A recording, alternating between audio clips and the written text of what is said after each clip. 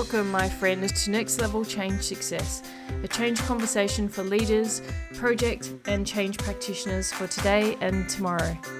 My name is Therese of myvirtualchangemanager.com, and I'm an experienced change and project professional and people leader with many years of experience in the industry. I love business, and I love the people side of business especially. So nothing lights me up more than seeing people use change management, project management, and strong change leadership to engage, motivate, and inspire people, and ultimately transform organisations. If you've heard about change management and have no idea of what it involves, then you're in the right place. If you know about change management, but you want to take your practices to the next level, then this is where you should be. I'm going to share the stories of my experiences, interview some fantastic people, and I'm going to explore all of the challenges and opportunities that you face in organisations right now. So please join me and let's go and have some fun. Hello. Welcome to Next Level Change Success. My name's Therese and it's great that you can join me today. I'd like to acknowledge that I am recording on Tharawal land and pay my respects to the traditional owners and custodians on the land on which I'm recording. So today we're talking about Revert or Reimagine. And it's all about the opportunity that organisations are facing at this point in time. Obviously, in early 2020, no one knew what was going to happen with this pandemic. In fact, not many people alive in the world had ever lived through something that was similar to this or even like it. So unforeseen circumstances, an inability to control what was happening, all organisations and all government structures really trying to figure out how to approach the challenge that was ahead of them. And organisations were no different. So if we think about, and can I do a big shout out to the frontline workers, those who really carried community on their shoulders through this time.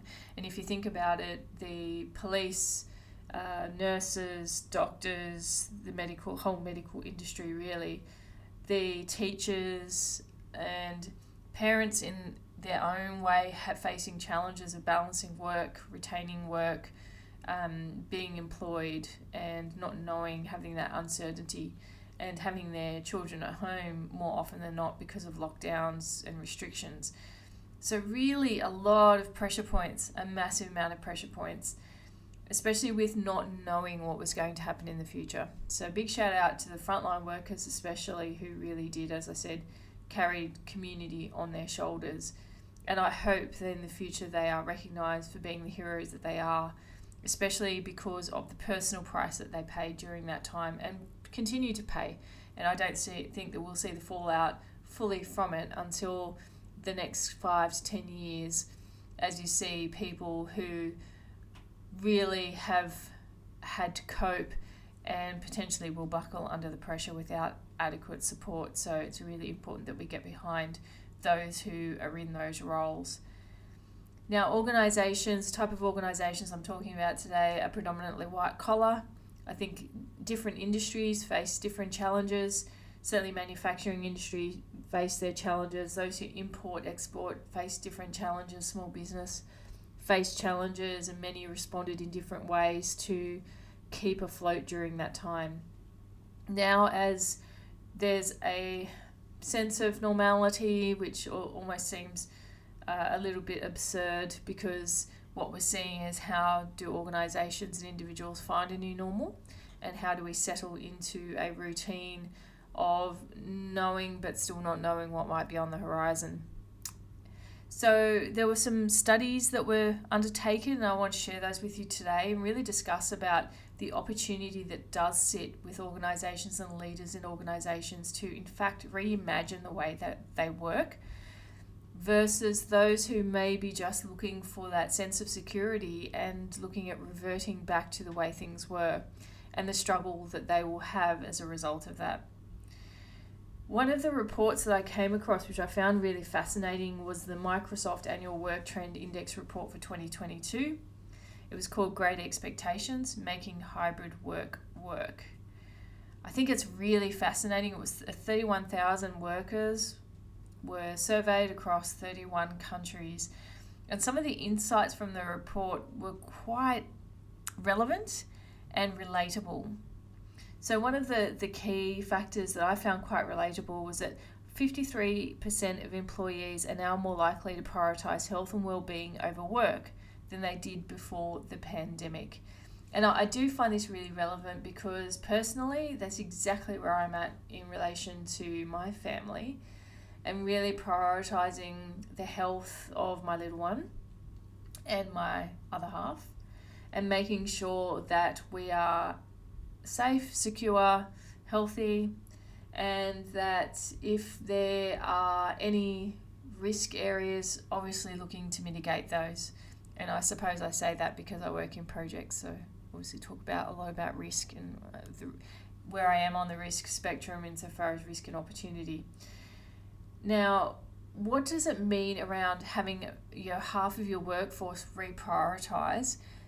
It means that management are needing to reflect on how they can ensure that their workers are engaged, but also respect the fact that workers are, in fact, calling them on the work-life balance aspect. And I think that's really interesting because oftentimes in organisations they will highlight, we're all about family and we are a work-life balance, is what our company stands for. Yet people were still willing to prioritise work, so therefore it kind of worked for the organisation because they knew that even though they had the mantra, they didn't necessarily need to do much to convince the worker of it. They would just continue as they were. So the change, though, in priority means that workers now may not be as die-hard around their organisation as they were in the past. And how do managers settle into that that's okay and still get the same outcomes from these workers? Which was a major driver and a major psychological shift for management, was looking at how do we manage for outcome versus manage to task.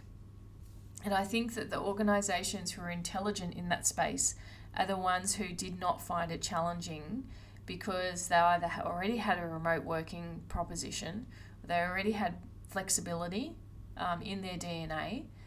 I think the organisations that were perhaps less flexible were the ones that tended to struggle.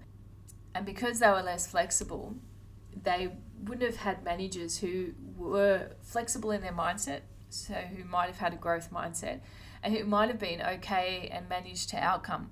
You might have had management who were more task-oriented and needing to supervise their staff. In turn, the recruitment calibre they might have had in the organisation may not have been optimised either for those who were happy to simply complete tasks but not really focus on outcomes. So a shift in potentially workforce dimension and management dimension could be on the cards for organisations who are leaning into the opportunity around reimagining what their workplace may look like. Those who align faster and can adapt faster to that, in fact, would have a competitive advantage predominantly within their industry because of being so flexible and bringing that into their DNA if it isn't already. So really great opportunity, and that would line up nicely with employees who are happy to prioritise health and wellbeing over work, but who are also balancing the need and understanding the need from their organisation to deliver to outcome. So a bit of balance needed there. Now, the other interesting statistic that was in this research was that 74% of managers surveyed said they don't have the resources or influence to actually affect and influence decisions in this sphere about whether, return to work, return to the office or not.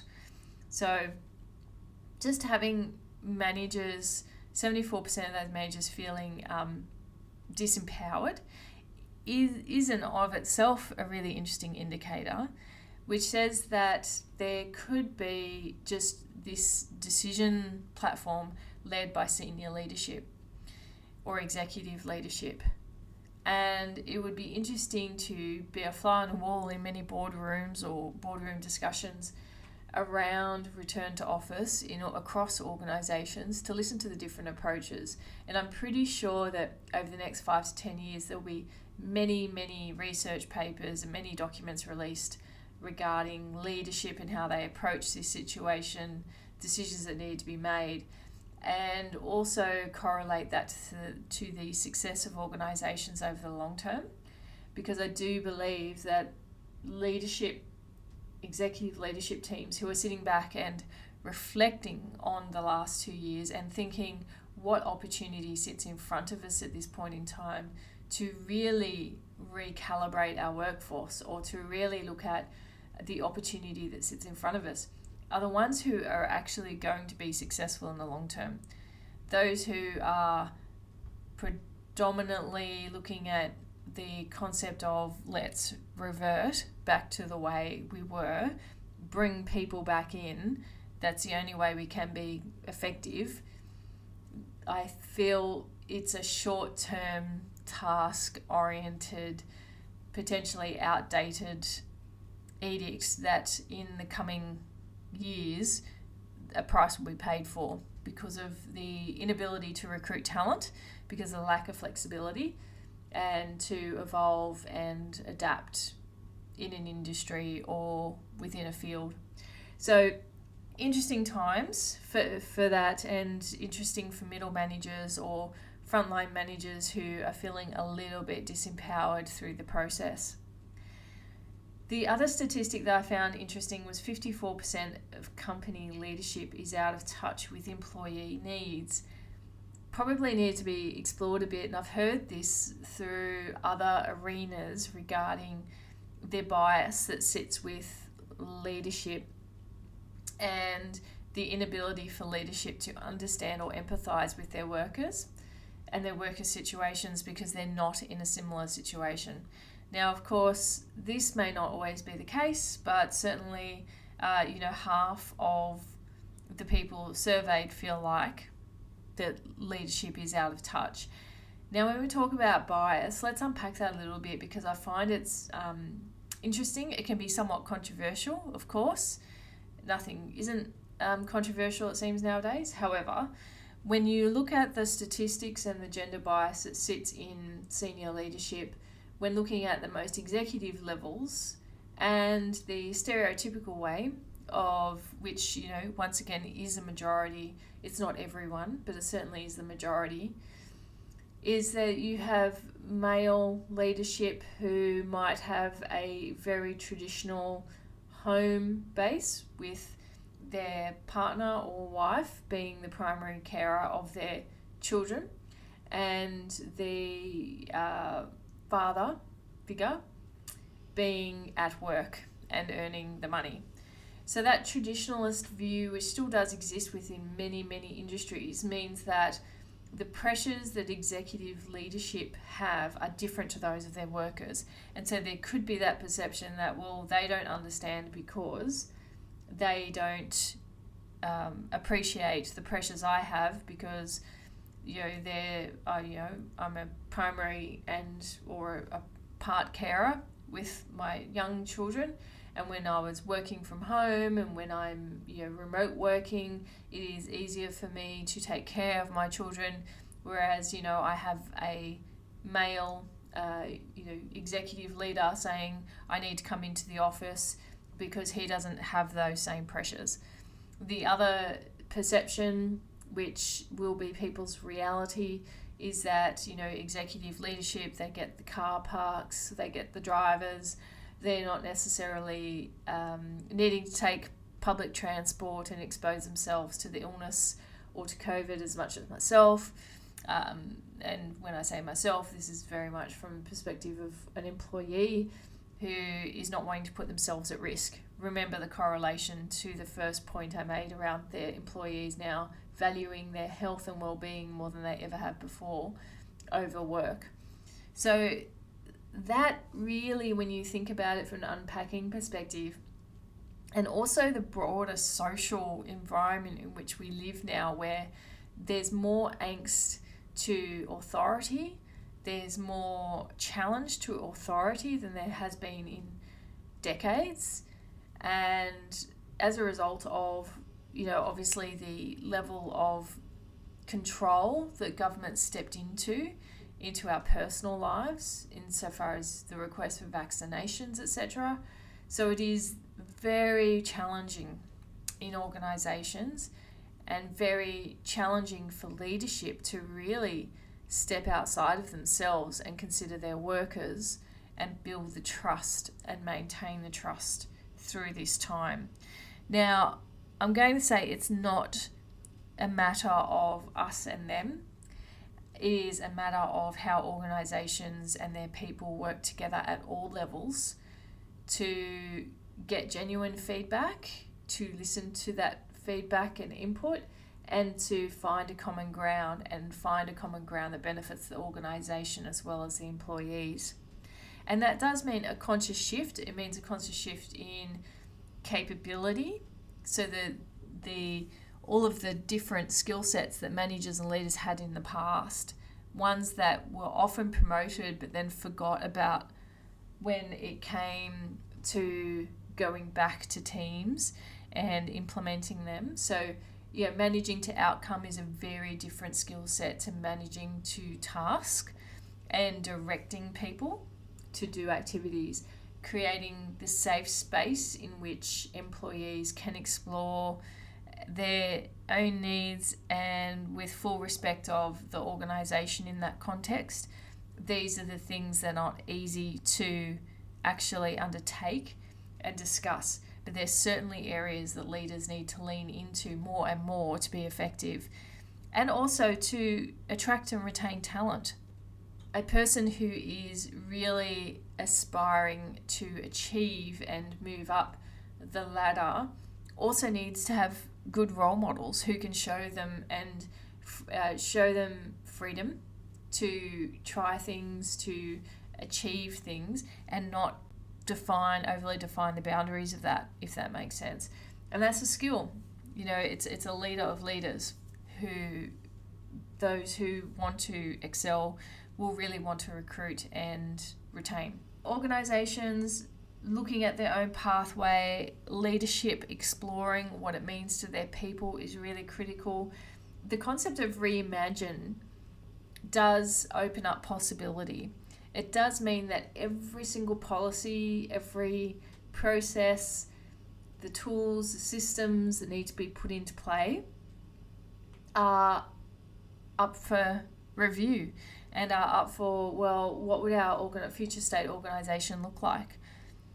Now that we know we're able to work remotely and still be effective, what are the supports we need to put into place? But also the other looming thing is around health and well-being in the workplace, and especially mental health.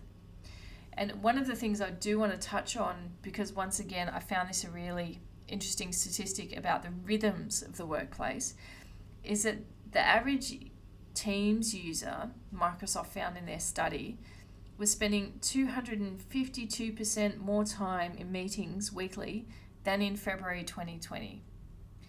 Now, that is definitely something that was an eye-opener, but something I think is a symptom of the need to connect and how do we communicate.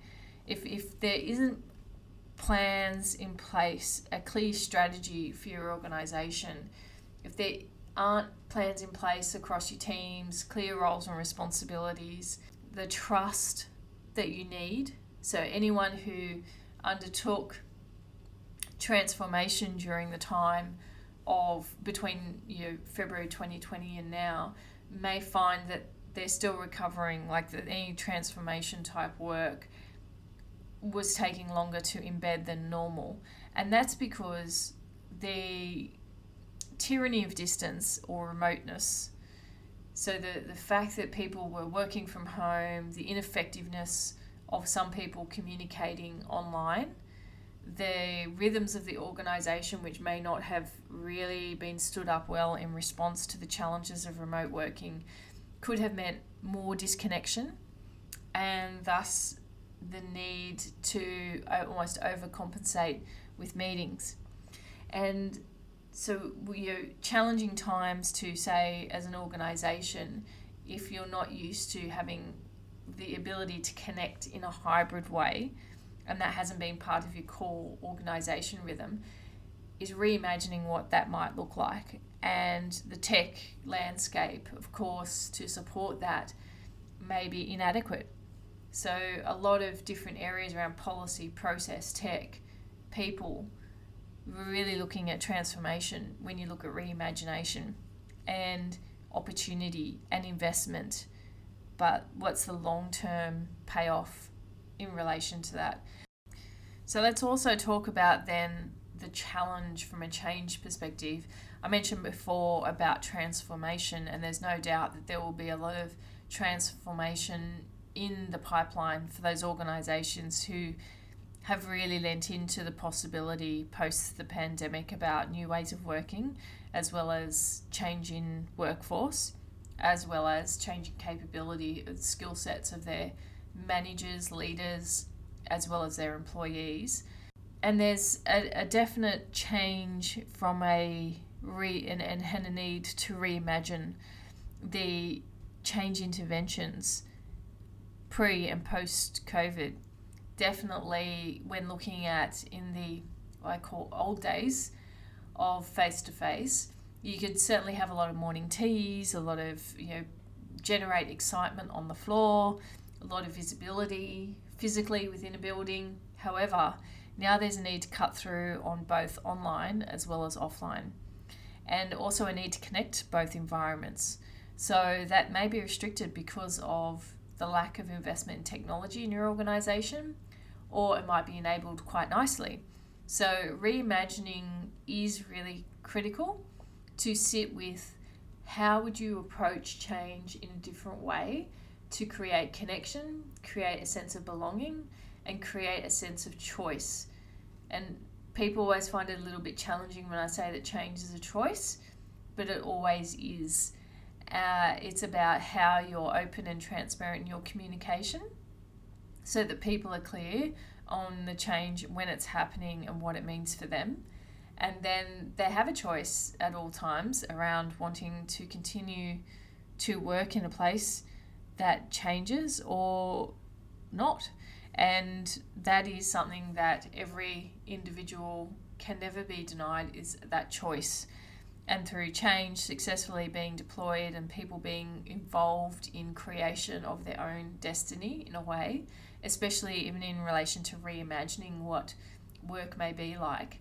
If you think about the statistic where I said 74% of managers surveyed said they didn't have the resources or the influence, well, what are the blockers to that, and why aren't all levels of the organisation being involved in the discussion about return to office and the whole reimagining? How can we do things differently? How do we want to do things differently? What would it mean to you? It could create more employee loyalty than ever before if dealt with in a collaborative fashion. And oftentimes that's a preference for change, right? Collaborate, involve the people who are impacted to help make decisions and help be involved in the change, which means that you will have an undeniable loyalty in the future and buy-in at all levels of the organisation. So you could treat this concept no differently and use some of the change, and if not all of the change tactics that you would normally. I think that potentially HR related departments are struggling with that because this is normally what they are asked to do and to lean into. However, if you're in a HR area, if you're in a HR role, or you know of and can influence those roles, I would challenge those areas to also reimagine how they might want to approach this differently and create something that the organisation and its people can be proud of and also engage in and own going forward, which will certainly have everyone adapt faster and effectiveness of any strategies to be improved upon because of the involvement that people would have.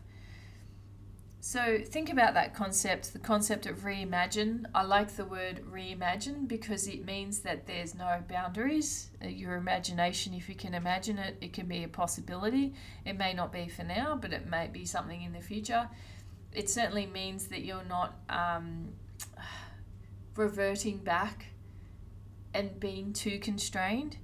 And there's some definitely appreciative inquiry and different strategies that you can use. I'll put a couple of links in the website on this podcast page for you to explore, especially around appreciative inquiry and also growth mindset.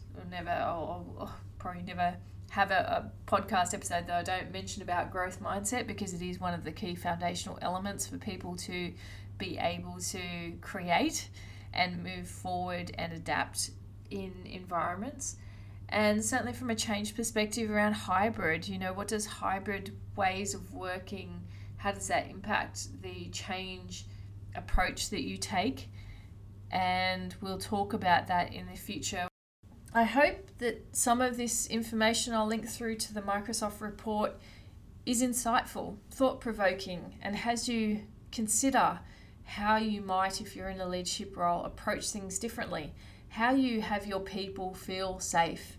If you know that they're now prioritising their health and well-being, how do you have them feel safe to come back into the work environment if that's the preference? And how you work with your people to do that on their own time, which in turn, as I mentioned, will stem loyalty from your people, without doubt. So if you'd like to join us at www.myvirtualchangemanager.com, jump into the blog area and for episode 2, and you will have all of the information and links at your fingertips. And remember, why does change management matter? Because your people matter. Thanks for joining me, and I hope to see you in the next podcast.